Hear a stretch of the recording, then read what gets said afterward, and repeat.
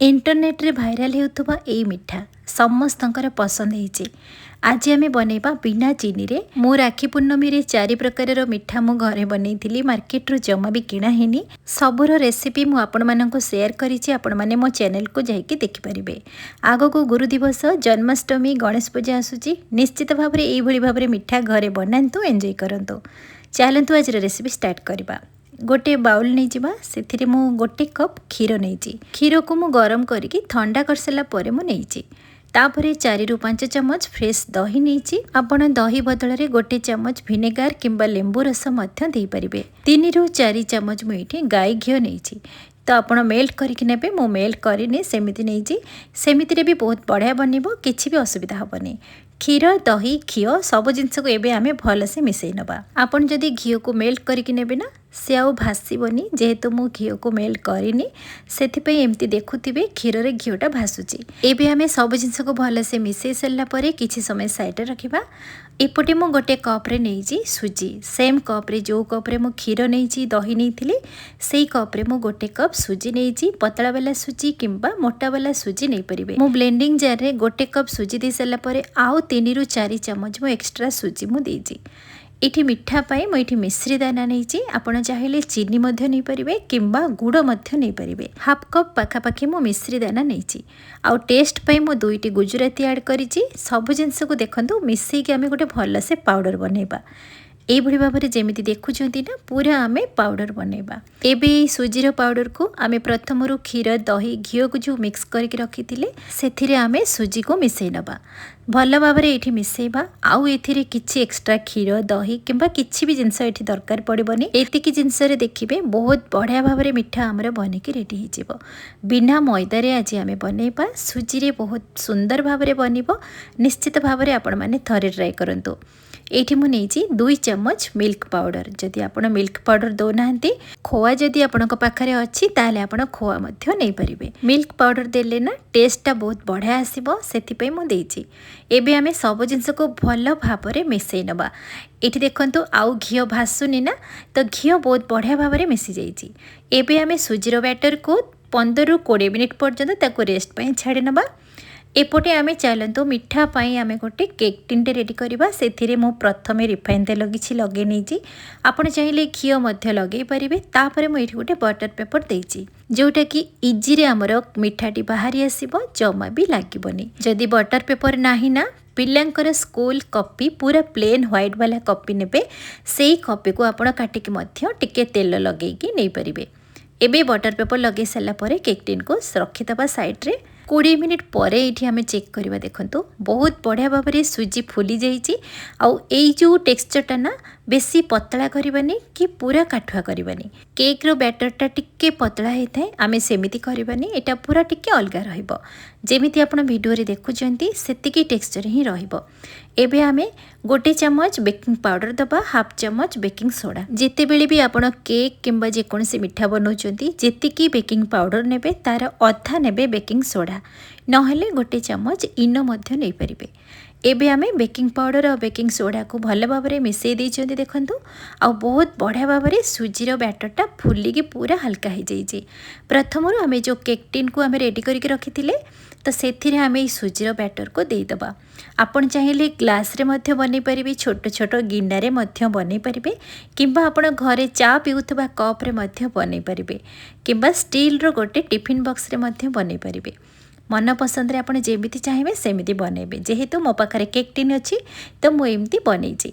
ऊपर एठी किछि भी गार्निशिंग करबा दरकार नाही। केक टिन को टिके तळे बाडै नेबे, तार जेतिकी एयर थिबो बाहर आसीबो।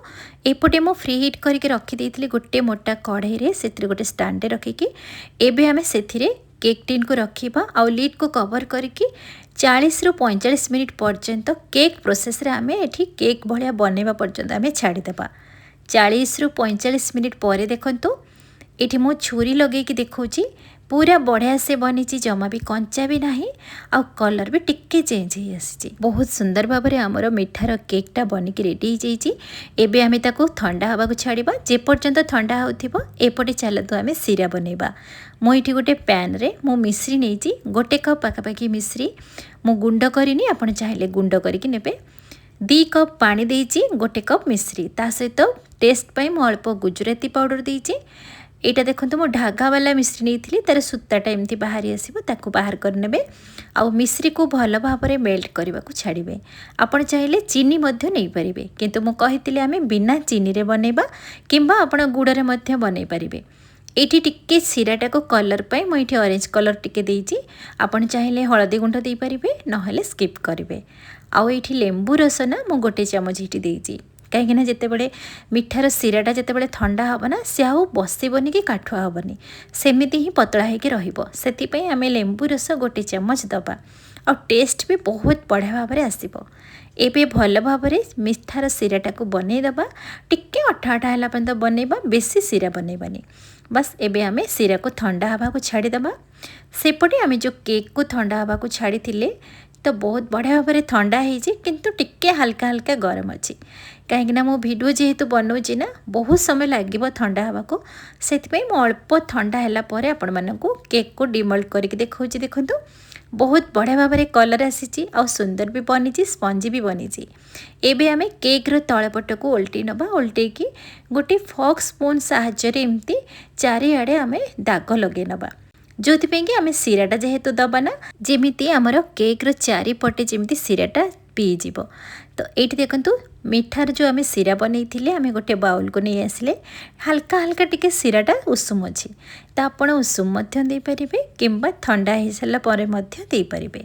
एबे आम मिठार सीरा को आम ए केक उपरे दबा तो बहुत बढ़िया भाव में देखो केमिति पी जाऊँगी सबू आमर मिठा सीरा को आ पूरा सुजी पूरा फुलिकी देखिए ना बहुत बढ़िया स्पंजी हो एमती नरम बनब ना आप पार्टी रे पड़ला माने मिल जाव। गुलाब जामुन जितेबाला बनाती ना तार बहुत प्रोसेस थाए प्रथमे डो बनाଯିव तापर तेल रे छणा जीव तापर मिठा सीरा रे पका जीव। तो एते प्रोसेस न करिकी आपण माने बिना तेल रे घरे एमती सहजरे गुलाब जामुन रो केक मध्य बनेकी आपण माने एंजॉय कर पारिबे। टेस्ट किसी भी फरक आसबनी आपण देखिए गुलाब जामुन जितेबाला खाती ना सेम टेस्ट आसो आपड़ जानी भी पारे आप गुलाब जामुन रो केक खाऊँ कि गुलाब जामुन खाऊँ निश्चित भाव में घरे यही भाव में अति सहजरे समस्ते बनई पारे। जो मैंने रोसई शिखी ना से बनई पारे आ जो मैंने मार्केट रो मिठा आने को चाहूना घरे आपण मैंने जेकोसी फेस्टिवल रे बनईकी एंजॉय कर पारिबे। देखंतु केते सुंदर भाव में आमर मिठा सीरा को पूरा केकटा पूरा पी जाइए आउ एमती देखंतु स्पंजी बहुत होती आ बहुत बढ़िया भाव में जूसी बनी।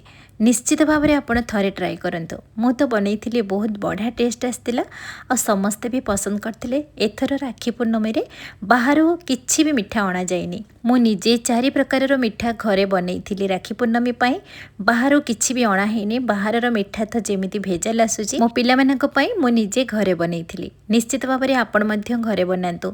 एटी देखतु केते सुंदर भाव में जूसी होती आउ जेते भी आपण मिठा सीरा दिंतु ना से पूरा पी जाऊँगी आ बढ़िया से पूरा स्पंजी होती आ खाइबे ना जमी पार्टी रे पूरा मिल जाव।